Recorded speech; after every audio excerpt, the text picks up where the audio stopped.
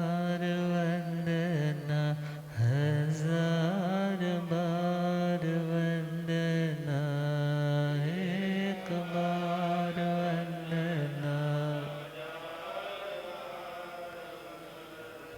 लाख बार वंदना, करोड़ बार वंदना, लाख बार वंदना। जे हाथ जोड़े गोरानो मेरी वंदना, जे हाथ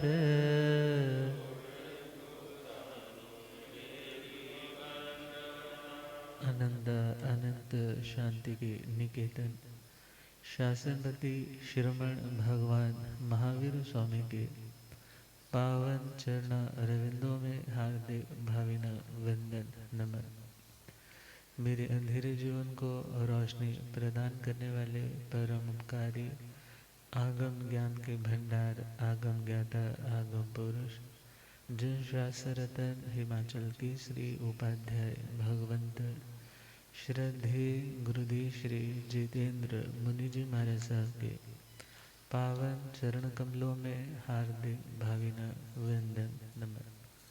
पाठ पर विराजमान हमारे अनन्य साथी सेवा भावी श्री प्रशमित मुनि जी, धर्म सभा में उपस्थित धर्मानुरागियों, सुशीलवती माताओं एवं बहनों, असीम पुण्योदय से भाग्योदय से आप सबको संतों का समागम और वीतरागवाणी श्रवण करने का सुअवसर प्राप्त हो रहा है। श्रवण कर रहे हैं श्री महावीर स्तुति और उसी के माध्यम से जिंदगी को उलझनों से सुलझनों की ओर बढ़ाने के कई सारे सूत्र श्रवण कर रहे हैं। तो आज 26वीं गाथा प्रारंभ करने जा रहे हैं, जिसमें बताया है कि किन दोषों के कारण कोई आत्मा स्टेबल नहीं बन पाती, किन कमियों के कारण, बुराइयों के कारण आत्मा उस आनंद से सदा सदा के लिए दूर रहती है जो उसका अपना ही स्वरूप है। तो उन दोषों का त्याग और उन्हें त्यागने का एक प्रोसेस यहाँ पर आर्य श्री सुधर्मा स्वामी जी महाराज ने कृपा की है। श्रवण करते हैं। कोहं च माणं च तहेव माया, कोहं च माणं च तहेव माया, लोभं चोत्थ अजत दोषा, लोभं चोत्थ अजत एयाणीवंता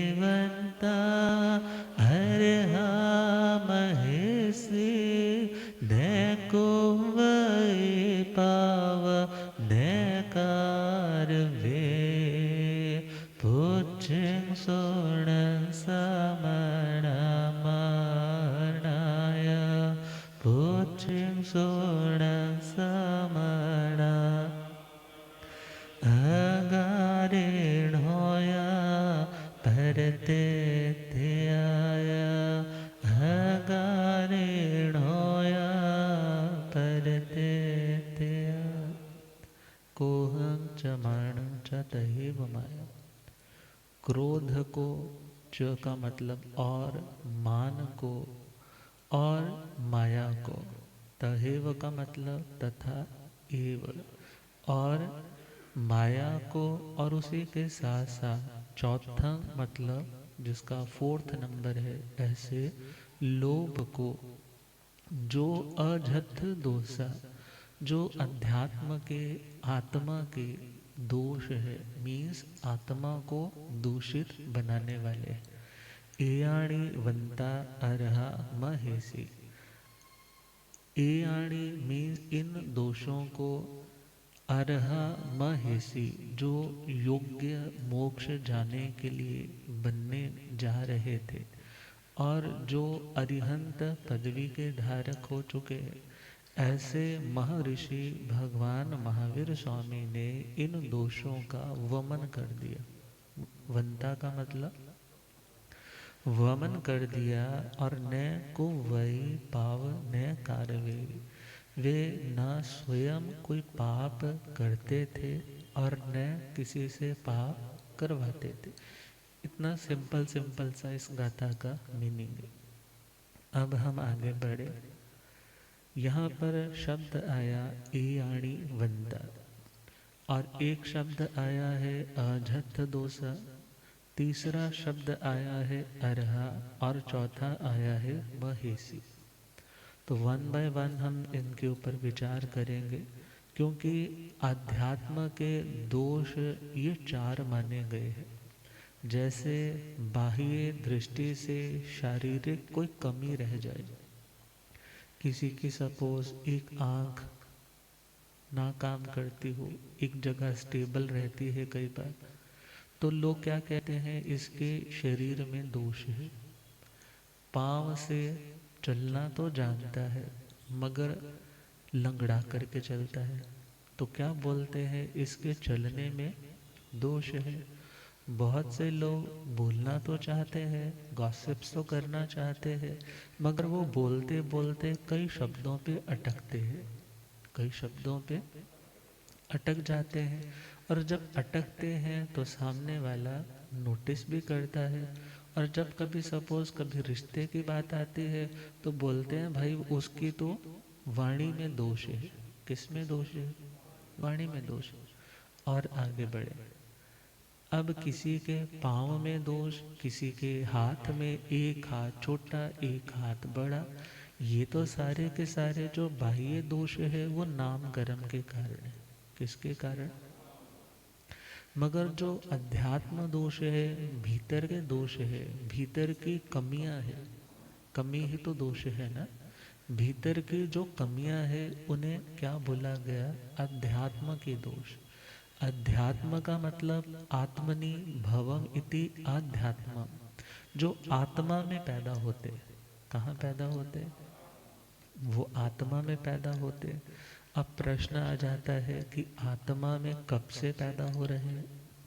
यदि हम प्रवाह की दृष्टि से देखें कि मुर्गी पहले आई या अंडा पहले आया, इसी प्रकार यदि यह देखें कि पहले ये दोष आए या पहले कोई ऐसा निमित्त आया, तो इस श्रृंखला का कोई अंत आने वाला नहीं।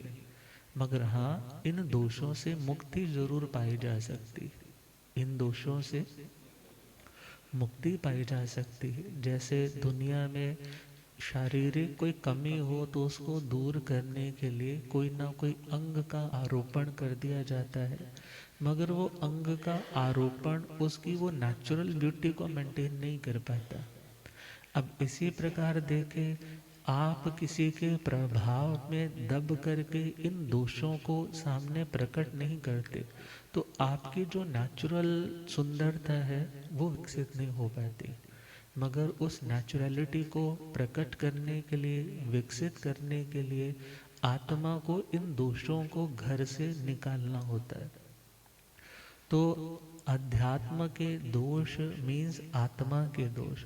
और 14th चैप्टर उत्तराधर्जी सूत्र इशू कार्य, वहाँ पर जब उनके पिताजी उन्हें कहने लगते हैं कि तुम किस कारण से दीक्षा लेना चाहते हो, आत्मा के लिए, तो आत्मा तो कोई होती नहीं है, आत्मा तो कोई होती ही नहीं है। जब आत्मा नहीं तो कर्म का बंधन भी नहीं।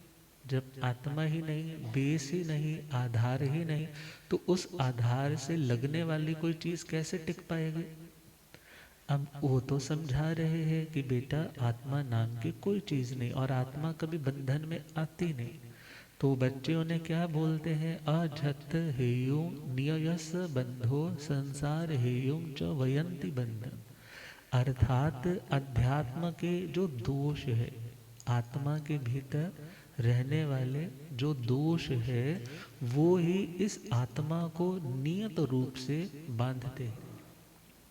नियत रूप से मतलब निश्चय रूप से आत्मा यदि बंधन में आती है तो वो इन संस्कारों के कारण, इन दोषों के कारण आती।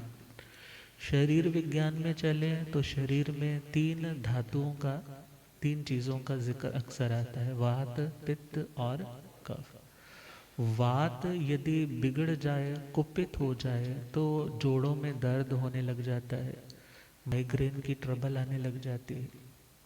यदि पित्त की प्रधानता हो जाए तो जो एसिडिटी आजकल बहुत आम है वो एसिड रिफ्लक्स या एसिडिटी से जनरेट होने वाली प्रॉब्लम्स आ जाती है। और कफ यदि प्रकोपित हो जाए तो, कफ प्रकोपित हो जाए तो असमय में जो बाल सफ़ेद होने लग जाते हैं, या इवन हम चले खांसी, नज़ला, जुकाम, सिर का भारीपन इत्यादि, अब ये भी तो दोष है ना। कम ज़्यादा होना भी तो दोष है। और हम आगे बढ़े तो शरीर में यदि हमने सपोज कुछ गलत पदार्थ इनटेक कर लिया, गलत पदार्थ जो हमारी प्रकृति के अनुकूल नहीं है, जो हमारे फिजिकल स्ट्रक्चर के लिए फ्रेंडली डाइट नहीं है, यदि हमने कुछ ऐसा भोजन कर लिया तो वो क्या करेगा, हमारी स्टेबिलिटी को, हमारे शारीरिक स्वास्थ्य को खराब करेगा, डिस्टर्ब करेगा। तो ऐसी स्थिति में आयुर्वेद में चले तो 5 तरह की थेरेपीज आती है। कितनी तरह की? 5 तरह की। कि शरीर में कितने भी तरह के दोष क्यों ना हो, मगर उन दोषों की शुद्धि हो सकती, दोषों की शुद्धि हो सकती है। और वो 5 थेरेपीज का आजकल तो बड़ा कॉमन नाम है पंचकर्मा थेरेपी। तो पंचकर्मा में फर्स्ट ऑफ ऑल पहला नंबर ही है वमन का। किसका नाम है? वमन का मतलब आपको कुछ ऐसी औषधियाँ पिलाई जाएंगी, आप मुख से ही उसको लेंगे और वो वमन उल्टी भी कहाँ से होगी? मुख के माध्यम से। दूसरी थेरेपी है रेचक। रेचक पद्धति में ऐसी औषधियाँ पिलाई जाएंगी, ऐसी औषधियाँ दी जाएंगी जिससे आपको दस्त लग सके। मीन्स आपकी वो शरीर की जो विषाक्त पॉइजनस ऐसी चीज़ें हैं जो नाड़ियों में अंदर अंदर तक मल इत्यादि फंसे हुए हैं वो निकल जाए। और तीसरी थेरेपी है नस्य। नस्य मतलब जो नासिका की शुद्धि के लिए पुराने टाइम में वो नस्वार देते थे, वो जैसे सूंघते छिक्की आने लग जाती है, कुछ ऐसी थेरेपी। चौथी थेरेपी है अनुवासन। अनुवासन में तेल युक्त, मतलब तेल से युक्त बस्तीकरण किया जाता है, जैसे अनीमा लिया जाता है मल द्वार के माध्यम से, इसमें तेल का प्रयोग अधिक रहे। और पांचवा है निरूह थेरेपी, और उसमें इन चीज़ों का नहीं, कोई ना कोई औषधियाँ ही ली जाती। मगर ये किसके लिए ली जाती है कि शरीर में यदि कोई दोष आया है, यदि कोई चीज़ ऐसी आई है जो मेरे शरीर को किसी ना किसी रूप में संकट में डाल रही है, तो उनका शुद्धिकरण मतलब उन्हें बाहर निकाल देना। उन्हें क्या कर देना? बाहर निकाल देना। तो उन्हें बाहर निकालने का जो दोष अंदर आ चुके हैं, अपने आप तो कुछ नहीं ना आता, कोई ना कोई ऐसे आप माहौल में गए होंगे, ऐसा कोई भोजन किया होगा, इम्यून सिस्टम कमज़ोर है जिसके कारण क्या हो गया, आप पकड़ में आ गए। अब वो चीज़ जो आपने खाई है वो आपको अब रोगी बना रही है। क्या बना रही? मगर निरोग होने के लिए आप इन 5 थेरेपीज का आचरण करेंगे। अब पहली थेरेपी में हम चले तो वमन थेरेपी बोली। वमन तो आप लोग बड़े अक्सर जानते हैं, जब उपवास करते हैं, दो बेला तेला चौला हो जाता है, फिर कुछ दिन होते हैं, फिर बोलते हैं ना पानी नहीं जा रहा महाराज जी, पानी नहीं लिया जा रहा। क्यों नहीं लिया जा रहा? बोलते हैं पित्त बन गया। क्या बन गया? पित्त बन गया। अब उसको कैसे निकाला जाए? बेचैनी होती है, नींद नहीं पड़ती है, तो बोलते हैं एक बार कुछ कोसा कोसा सा पानी अच्छे से पी लो। अच्छे से पीने के बाद उसका वमन कर दो। अब विचार करो, पिया तो पानी है, मगर वो पानी भी कैसा बन करके निकलता है? यदि तो सामान्य सा आपको पित्त है तो येलो हल्दी से रंग का होगा, कड़वा होगा। और यदि वो पित्त बहुत ज्यादा बना हुआ है, रौद्र पित्त है, तो उसका कलर लगभग ब्राउन सा रेडिश सा कलर होगा। अब कई समझने लग जाते हैं शायद अल्सर फट गया होगा, मगर जब पित्त की प्रकोपितता इतना ज्यादा बढ़ जाता है तो पित्त का कलर भी ऐसा बदल जाता है। मगर विचार करना है, पिया तो पानी, मगर बाहर क्या निकला? अब बाहर क्यों निकाला? कि बेचैनी है। वो बेचैनी किसके कारण है? उन दोषों के कारण है। जैसे ही बाहर निकले तो उसके बाद शांति पड़ गई, क्योंकि वो हाइड्रोक्लोराइड जो एसिड है जो फॉर्मेट हो रहा है, अब भोजन किया है तो भोजन को पचाने का काम करता है। मगर जब भोजन किया ही नहीं जा रहा, वो तो प्रोड्यूस हो रहा है, पैदा हो रहा है। जब पैदा हो रहा है तो फिर वो क्या करेगा? जब एक्सेस में होगा तो वही इरिटेशन का कारण बनेगा। तो फिर उसको पानी के साथ डिल्यूट करके क्या किया जाता है? निकाला जाता है। तो ये थेरेपी वमन थेरेपी। हम वमन इसलिए समझ रहे हैं क्योंकि एयाणी बंदा अरहा महेशी, ये अध्यात्म के दोष कौन से? क्रोध, मान, माया और लोभ, जो आत्मा को शांत नहीं होने देते, जो आत्मा को निरोग नहीं होने देते, जो आत्मा को स्वस्थ नहीं होने देते, जो आत्मा को परमात्मा स्वरूप तक पहुंचने नहीं देते, इन दोषों को दूर करने का प्रोसेस कौन सा दिया? वंदा। वंदा मतलब वमन करना। क्या करना? वमन करना। अब भगवान ने भी वमन किया। किनका वमन किया? शारीरिक दृष्टि से भगवान ने कभी ऐसा कोई प्रोसेस नहीं किया, और विशिष्ट साधक भी ऐसे किसी साधनों का प्रयोग करते नहीं। अगर जो सामान्य है तो वो कभी कभी अपवाद का उपयोग भी कर लेते हैं। मगर विचार करना है, ए आणी वंदा अरहा महेशी, उन अरिहंत महर्षि भगवान महावीर स्वामी ने यदि अरिहंत पदवी को पाया, स्टेबिलिटी को पाया, तो कैसे पाया? इन भीतर के, अंदर के दोषों को बाहर निकालने से। और बाहर निकालने का मतलब, कभी आपने अंदर उसको आने दिया होगा। अब घर में कभी कभी दरवाज़ा खुला रह जाता है। पुराने टाइम में जा रहे हैं, आजकल तो महाराज जी आएंगे तब भी लॉक की ऐसे ऐसे घुमा के 3-4 चाबियां लगा के खोल लेंगे। जब जाएंगे तो उसके बाद भी अच्छे से बंद करेंगे। समय ऐसा होगा। मगर पुराने टाइम में घर खुला है, और यदि घर में स्मेल सी आने लग पड़ते तो क्या सोचते? देखो थोड़ा नीचे, खाट इत्यादि के नीचे देखो, कोई जानवर तो आके नहीं बैठा। तो क्या देखते? वहां पर तो कोई ऐसा कुत्ता जिसके कान सड़े पड़े, मवाद गिर रही है, स्मेल मार रहा। अब उसको वो क्या करते? बाहर निकालते। अब जो आया है उसको क्या किया जा रहा है? अपने आप कोई अंदर नहीं होता। आया है, भले वो आपके प्रमाद के कारण आया है, आपने अवेयरनेस नहीं रखी इसलिए आया है। या हो सकता है आप अवेयर थे, मगर आपने सोचा भी थोड़ी देर बाद उसको निकाल देते। मगर जो कोई भी दोष जिंदगी में आया है वो अपने आप नहीं आया, या पहले से बैठा हुआ है तो पहले से भी वही बैठा है जिसको बिठाया था।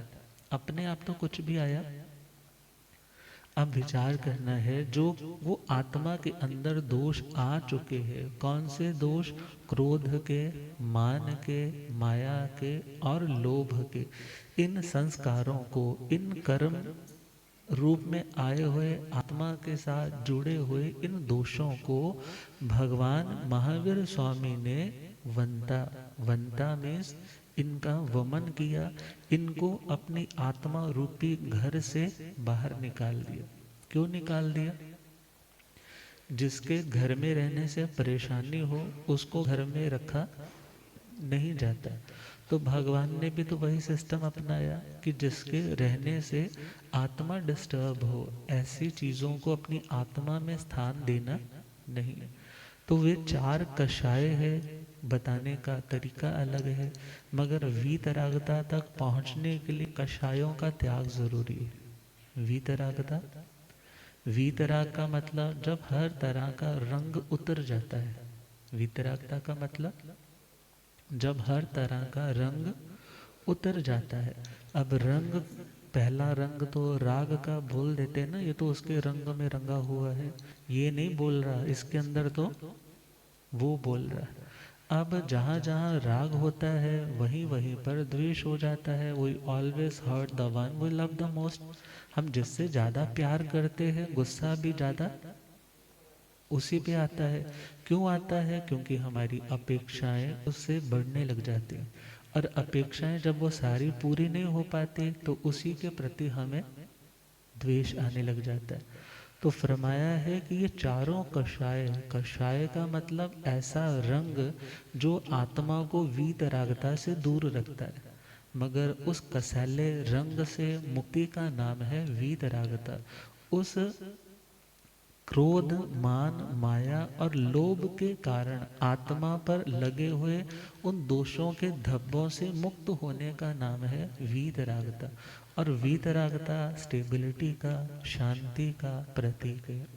यदि शास्त्रों में थोड़ा क्रोध, मान, माया, लोभ के बारे में चले तो फरमाया है कोहो या माणो या अणिगहिया। कोहो या माणो या अणिगहिया माया या लोभो पवड्ढमाणा चत्तारि ए कसिणा कसाया सिंचन्ति मूलाय पुनर्भवस। अब पुनर्भव, पुनर्भव का मतलब दोबारा से जन्म होना। यदि हम आज हैं तो इट मीन्स पहले कुछ थे। आज यदि हम कुछ है इट मीन्स पहले कुछ थे, और यदि आज कुछ है इट मीन्स आने वाले टाइम में भी कुछ, मगर किसके कारण? कर्म के कारण। जब तक कर्म रहेगा, कर्म का मतलब जब तक कर्जा रहेगा, तब तक व्यक्ति को उससे छुटकारा पाने के लिए नया नया शरीर धारण करना पड़ेगा। और यहाँ पर बहुत सुंदर सी एक उदाहरण, एक एग्जाम्पल दी है कि जैसे एक पेड़ है और उस पेड़ पर फल लगते हैं, मगर कोई चाहता है कि इसके फल तो बहुत कसैले हैं, बहुत कड़वे हैं, खाने भी पड़ते हैं, मगर मैं इस पेड़ को ख़त्म करना चाहता हूँ, पेड़ को ख़त्म करना चाहता हूँ, तो उसको पानी देना, उसको डाइट देना, उसको खाद डालनी उस व्यक्ति को बंद करनी पड़ेगी। मगर यदि वो खाद भी दे रहा है, पानी भी दे रहा है, तो वो वृक्ष कभी सूखने वाला, और वह वृक्ष है भव भ्रमण का, वो वृक्ष है पुनर्जन्म का, वह वृक्ष है बार बार सुख और दुख के झूले में डांवाडोल रह करके असंतुलित रहने का। तो फरमाया है क्रोध, मान जो अनिगृहित है, ऐसे क्रोध और मान जिनका निग्रह नहीं किया गया। निग्रह बोलते हैं लगाम को, लगाम को पंजाबी में बोले तो नकेल कसी हुई। यदि किसी की नकेल नहीं कसी होगी, क्रोध और मान को यदि कंट्रोल में नहीं किया होगा, और माया और लोभ भी ये भी बढ़ते चले जा रहे होंगे, तो भगवान फरमाते हैं चत्तारी ए कसीणा कसाया। ये चारों के चारों कसीणा, कसीणा का एक मीनिंग है कृष्ण, काले। काले मतलब जिनका परिणाम भी कलुषता वाला, और दूसरा मीनिंग है कृत्सन, कृत्सन का मतलब है संपूर्ण। ये चारों के चारों कषाय सिंचंती मूलाय पुनर्भवस, जो पुनर्भव का वृक्ष है उसके मूल को मानो ये सींचने वाले। तो यदि हम चाहते हैं ये पुनर्जन्म वाला पौधा क्या हो जाए, सदा सदा के लिए सूख जाए, तो हमें क्रोध का लोटा लेकर के उसमें नहीं डालना होगा, हमें मान और माया और लोभ का पानी उसमें देना बंद करना होगा। और जो बंद कर देगा धीरे धीरे उसका भव भ्रमण संक्षिप्त होता जाएगा, वो परित संसारी होता चला जाएगा, और सदा सदा के लिए दुखों से मुक्त भी हो पाएगा। और भगवान महावीर स्वामी ने क्या किया? क्रोध, मान, माया और लोभ, इन चारों के चारों कषायों को आत्मा के क्या माना? शत्रु माना, मित्र नहीं माना। व्यक्ति मित्र को तो सहयोग देता है, मगर जो दुश्मन है उसके लिए वो असहयोग आंदोलन चला देता है कि मैं आपको सहयोग नहीं दे सकता। और जब क्रोध, मान, माया और लोभ है हमारे शत्रु, फिर हम उनको फीड क्यों दें? फिर हम उनको फीड क्यों दे, सहयोग क्यों दे, उनको पनपने के लिए हम सहारा क्यों दे? तो भगवान ने कहा जो उन्हें सहारा देना बंद कर देगा वही आत्मा मोक्ष तक पहुंच पाएगा। वीर प्रभु भगवान को कैसे जाने, वीर प्रभु भगवान को कैसे, उन जैसा बनने के मन में भी ठाने हो। वीर प्रभु भगवान उन जैसा बनने के मन में, आर्य सुधर्मान जी से पूछे श्री जम्बू, आर्य सुधर्मान जी से पूछे, कृपा करो स्वरूप प्रभु का जाने। वीर प्रभु भगवान को कैसे जाने, उन जैसा। क्रोध, मान, माया व लोभ के विष का वमन किया, दुष्ट दोष चारों अंतर के इनका शमन किया। क्रोध, मान, माया व लोभ के विष का वमन किया, दुष्ट दोष चारों अंतर के इनका शमन किया। इन दोषों के त्याग से अरिहंतों का पद पाया। महर्षि प्रभु वीर पाप ना किया न करवाया, इन दोषों के त्याग से अरिहंतों का पद पाया।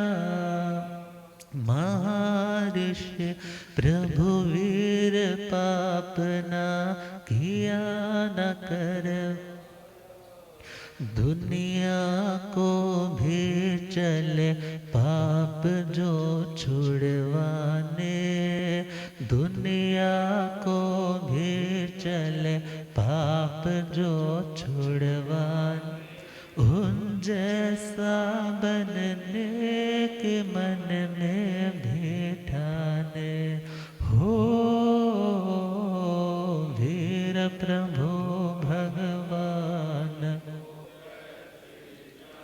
उन जैसा बनने के मन में। कोहं चमाणं च तहेव माया, लोभं चोत्थं अधत्त दोषा, एयाणि वंता अर्हा महेशी, न कुवई पाव न कारवे। किन्हीं किन्हीं प्रतियों में पाव के स्थान पे पावं भी है। वैसे प्राकृत नियम ग्रामर के अकॉर्डिंग चले तो पावंग शब्द बनता है, मगर कुछ प्रयोग आर्ष रहते। आर्ष का मतलब जैसे इंग्लिश पोइट्री में चले तो किन्हीं कवियों के पास पोइटिक लाइसेंस होता है, वो किसी वर्ड को कैसे भी प्रयोग कर सकते। तो कुछ जो शब्द है जो इतने बड़े बड़े स्कॉलर्स ने प्रयोग में किए हैं, तो वहाँ पर ग्रामर भी उनकी मिस्टेक निकालती नहीं। तो किसी स्थान पे यदि पावंग मिले तो वो भी गलत नहीं है, मगर पाव शब्द ज़्यादा प्रसिद्ध है तो कहा न कुवई पाव न कारवे। भगवान ने पाप न स्वयं किया और न पाप किसी से करवाया। अब पाप क्यों किया जाता है? इन्हीं चारों कषायों के कारण। यदि प्रज्ञानाज सूत्र के कषाय पद में चले तो वहां पर पूछा कि हे भगवान, संसार के भ्रमण का कारण क्या है? तो वहां पर क्या आंसर दिया? 4 कषाय। अब ये 4 कषाय ही आत्मा के कर्म बंधन का कारण है, दुखों का कारण है। और जब कभी कर्म का बंध होता है तो लेशा, जो योग परिणाम लेशा भी है, कषायानुरंजित योग परिणाम लेशा भी है। तो आत्म और कर्म का जो बंध है उसको गाढ़ा करने वाले, उसकी डेंसिटी को बढ़ाने वाले, उसके विपाक को, अनुभाग बंध को गहरा करने वाले और उसकी स्थिति को एक्सपेंशन देने वाले कौन आते हैं? कषाय। कौन आते हैं? यदि क्रोध, मान, माया और लोभ हमारी मन की क्रिया, वाणी की क्रिया और शरीर की क्रिया के साथ ना जुड़े तो कर्म का बंध ना तो ज्यादा लंबा होगा और ना ज्यादा दुख देने वाला होगा। तो भगवान महावीर स्वामी यदि उस पावन स्थान तक पहुंच पाए तो उसका रीजन, उनका प्रोसेस क्या बताया? भगवान ने इन 4 दोषों का वमन कर दिया। बचपन में होते ना छोटे छोटे तो पता तो होता नहीं, कभी कभी कोई छोटा सा क्वाइन होता तो बच्चा उसको क्या कर लेता? निगल लेता। कभी और कोई छोटा सा बटन इत्यादि है मुंह में डाला और निगल लिया। फिर क्या करते उसको? वमन करवाते, पीछे से पीठ थपथपाते कि उल्टी कर, निकाल। क्यों? क्योंकि यदि वो अंदर रह गया तो कई कई तरह के प्रॉब्लम्स पैदा कर सकता है। तो भगवान भी जानते थे यदि क्रोध का संस्कार अंदर रह गया, मान का, माया का, लोभ का वो संस्कार यदि अंदर रह गया ना तो वो डाइजेस्ट होने वाली चीजें नहीं है, बल्कि वो तो आत्मा के प्रोग्रेस को, आत्मा के स्वास्थ्य को खराब करने वाले। तो इसलिए भगवान ने उनका क्या कर दिया? वमन कर दिया। और वमन किया भी और दूसरों को भी बता दिया यदि शांति चाहते हो तो क्रोध का वमन कर दो। शांति चाहते हो, बोलते ना क्रोध नो थूक दे, थूकना तो समझते है ना, मगर यहाँ पर वमन बोला क्योंकि थूकने में सारी चीज बाहर नहीं आती, मगर वमन करने से एक बार करोगे, दूसरी बार करोगे, तीसरी बार करोगे, धीरे धीरे वो चीज सामने दिखने लग जाती है। आप विचार करना है, कोई व्यक्ति क्या वमन किए हुए को चाटता है? अज्ञानी होगा, सुअर होगा। मगर ज्ञानी व्यक्ति, आप खुद से ही पूछो ना, जब पित्त पड़ा और वॉमिट हुई तो उसको तो सूंघने का मन नहीं करता, तो चाटने की बात तो। मगर जब कभी गुस्सा होता है, किसी से नाराजगी होती है, हम एक बार सुना भी देते हैं, एक बार बोल भी देते, मगर फिर उसी बात को उठा के अंदर, अर्थात हमारी प्रकृति, हमारा स्वभाव गलत होता जा रहा है और इस कारण हम निरोगी नहीं बल्कि रोगों से युक्त होते जा रहे हैं। यदि साइकोलॉजी में या मेडिकल साइंस में चले तो जो व्यक्ति ज्यादा क्रोध करने वाला, क्योंकि क्रोध एक आत्मा का ज्वलनशील परिणाम है, ज्वलनशील जिसमें वो व्यक्ति जलने लग जाता है और उस परिस्थिति में वो क्या करेगा? वो वायलेंट बनेगा। वायलेंट मतलब हिंसक बनेगा, अपना भी वो घात नुकसान कर सकता है और अपने सामने आने वाले व्यक्ति का भी नुकसान कर सकता है। और गुस्से में आया हुआ व्यक्ति जिसे कुछ भी समझ, क्योंकि बोलते हैं ना anger is the momentary madness of mind, momentary, थोड़ी ही देर की। मगर अगली लाइन बोली control your anger otherwise it will control you. यदि आपने इसको नियंत्रण में रखना सीख लिया तो आप जीत जाओगे, मगर यदि आप इसके साथ बह गए तो ये क्रोध आपके ऊपर हावी हो जाएगा, आपके ऊपर सवार हो जाएगा। बल्कि हमें तो सवार बनना है, किसी को अपने ऊपर सवार करना नहीं। तो फरमाया है कोह माणं च मायं च लोभं च पाववढ़णं वम्मे च तारी दोषेउ इच्छन्तो हियमप्पणो। दक्षिण काली जी सूत्र की गाथा है, कितनी सुंदर सुंदर गाथा है। और वहां पर भी शब्द कौन सा दिया? वम्मे चतारी दोषेउ, इन चारों दोषों का वमन करे। कौन वमन करे? इच्छन्तो हियम अप्पणो, जो अपने हित की इच्छा करता है। क्या चाहता है? मेरा भला हो सके, मैं शांत हो सकूं, मेरे को लाभ मिल सके, ऐसा व्यक्ति किन चीजों का वमन करे? किसी ने अच्छी शिक्षा दी है उसका तो वमन बड़ी जल्दी कर देते, बना बैठा है ज्ञानी, दूसरों को शिक्षाएं देता है, अपनी तो इसको कोई फिक्र नहीं है। मगर कहा यदि वमन करना है तो किसका वमन करे? अपने क्रोध का, मान का, माया का, लोभ का, जिनके लिए बोला पाव ढणंग, जो पापों को बढ़ाने वाले। किसको बढ़ाने वाले? यदि कोई आत्मा 18 पापों में भी जा रहा है तो उन 18 पापों में जाने का कारण भी क्या है? कषाय। कौन है? कषाय। और यदि मिथ्यात्व में धकेलने वाले भी हैं तो कौन है? यदि वो कषाय का स्थिति बहुत लंबी होने लग जाए तो वही तो किस में कन्वर्ट हो जाते हैं? अनंतानुबंधी में। अब विचार ये भी करना है कि कषाय व्यक्ति सोचता है कि कहीं कहीं पर तो करने जरूरी होते, मिथ्स बना रखे हैं ना। गुस्से के बिना तो वो सुनता ही नहीं है, गुस्से के बिना तो वो सुनता ही नहीं है। अरे गुस्से के बिना तो दुनिया के लोग तुम्हें यूं ऐसे मसल देंगे यदि तुम थोड़ा सा गुस्सा नहीं दिखाओगे। अब व्यक्ति ने ये गलत बिलीव सिस्टम बना लिया कि गुस्से से काम बनते हैं, गुस्से से सामने वाला बात मान जाता है। मगर आप अपने पे ही अप्लाई करके देखो, आपसे बड़ा व्यक्ति आप पर गुस्सा करता है तो आपके मन में उसके लिए रिस्पेक्ट बढ़ती है या घटती है? बोलो। बढ़ती तो नहीं है। अब जो व्यक्ति ज्यादा गुस्सा करता है, अब यदि एक पति अपनी पत्नी पे बहुत गुस्सा करता है तो ध्यान देना वो पति अपनी पत्नी से हर बात नहीं निकलवा पाएगा। क्यों? क्योंकि जब प्रेम नहीं रहता, क्योंकि भगवान ने कहा कोहो पींग पणा से, जहाँ क्रोध होता है वहां प्रीति का नाश हो जाता है। किसका नाश?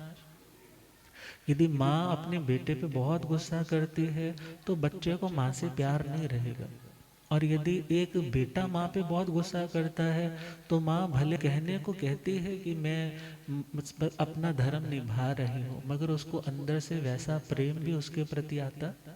क्योंकि ये यूनिवर्सल ट्रुथ्स है, आगमों की बातें तो अनुभव से भगवान ने खुद जानी हुई है कि जब जब गुस्सा किया तो वहां वहां पे प्रेम का बंधन टूट गए।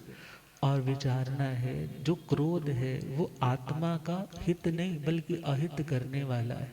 क्रोधी व्यक्ति धीरे धीरे सबके द्वारा नकार दिया जाता है। क्रोधी व्यक्ति बेचैन रहने लग जाता है। क्रोधी व्यक्ति यदि वो क्रोध बाहर नहीं निकाल पाए, वही स्ट्रेस में, डिप्रेशन में और इवन सुसाइड करने के लिए तैयार हो जाता है। मगर क्रोध ने हरिकेशी बल का भी भला नहीं किया। हरिकेशी बल जब घर में थे, गुस्सा बहुत आता है, क्योंकि पूर्व जन्म में वो सोम नाम के वो ब्राह्मण जिन्होंने साधु दीक्षा ली थी, पहले तो संतों को गलत रास्ते पे डाल दिया और उसके बाद पश्चाताप स्वरूप दीक्षा ग्रहण कर ली। अब दीक्षा ग्रहण करने के बाद भी अपने जाति इत्यादि का घमंड बहुत है। और वहां से समय के साथ क्या बने? समय के साथ वो टाइम भी आया देववृद्धि, और कैसा शरीर है? बल नाम के उनके पिता चंडालों के मुखिया और गौरी नाम की माता है। और कोई भी उस बच्चे को पसंद करता नहीं है। क्यों? क्योंकि गुस्सा बहुत है। शक्ल भी ज्यादा हमारी प्रसिद्धि में रुकावट नहीं बनती, मगर जब हमारी अक्ल ही अपने हाथ में नहीं होती, गुस्सा ही कंट्रोल में नहीं होता, तो वो अच्छी शक्ल वाला भी किसी को पसंद आता। गुरुदेव पधारे। हो रब मेरा सत गुरु बन के,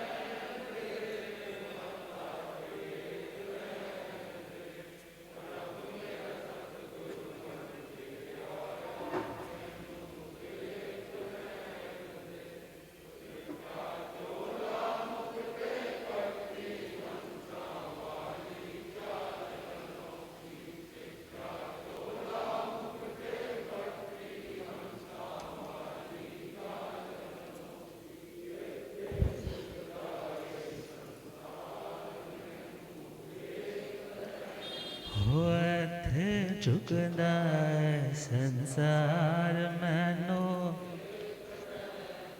हो रब मेरा सतगुरु बन के आया मैनो। भूलिया गम ज्ञाता आगम पुरुष जन शास्त्र हिमाचल केसरी उपाध्याय भगवंत श्रद्धे गुरुदेव श्री जितेंद्र मणि जी। तो हरि के शिबल छोटी छोटी बात हो जाती तो झगड़ा करने के लिए, मारने पीटने के लिए तैयार हो जाते। तो जब उनकी शिकायत बड़ों के पास जाती तो वो भी एक ही लाइन बोलते, कोई इसके साथ बोले नहीं, कोई इसके साथ खेले नहीं, इसको अकेले पड़े रहने दो, अपने आप इसको अकल आ जाएगी।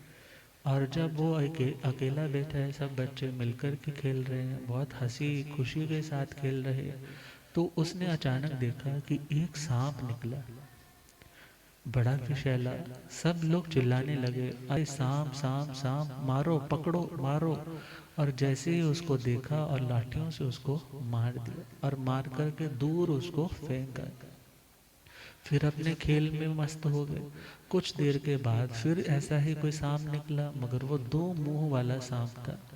अब जैसे ही वो निकला सब बच्चे चिल्लाने लगे, मारो मारो। फिर सांप निकला, मगर उनमें से एक ने बोला, अरे ये तो किसी को काटता और इसमें तो विष होता नहीं है, इसलिए इससे डरने की जरूरत नहीं। उन्होंने लाठी से उसको उठाया और थोड़ा दूर जाकर के उसको छोड़ा। अब जैसे ही ये घटना, ये दृश्य देखा तो माइंड पे थोड़ा जोर सोच में पड़ गया। एक विष वाला सांप निकला तो सब मारने को दौड़े, और एक में विष नहीं था तो किसी ने उसको मारा। इट मीन्स मैं ही बुरा हूँ, मेरा गुस्सा ही बुरा है, जिसके कारण मेरे को कोई भी पसंद करता। मैं आज अपना गुस्सा छोड़ दूं तो मेरे को भी सभी पसंद करने लग जाए। तो उन्होंने अपने क्रोध का वमन कर दिया। किसका वमन कर दिया? क्रोध का वमन कर दिया। पूर्व के संस्कार ऐसे दीक्षा लेने के लिए चल पड़े, और वो भी टाइम आया जब तिंदुक यक्ष उनकी सेवा में है। और भद्रा, वो स्टोरी आगे उत्तराधीन जी की वाचना में सुनेंगे। अब समय बहुत हो रहा है, श्रद्धेय गुरुदेव कृपा करें। ओम शांति।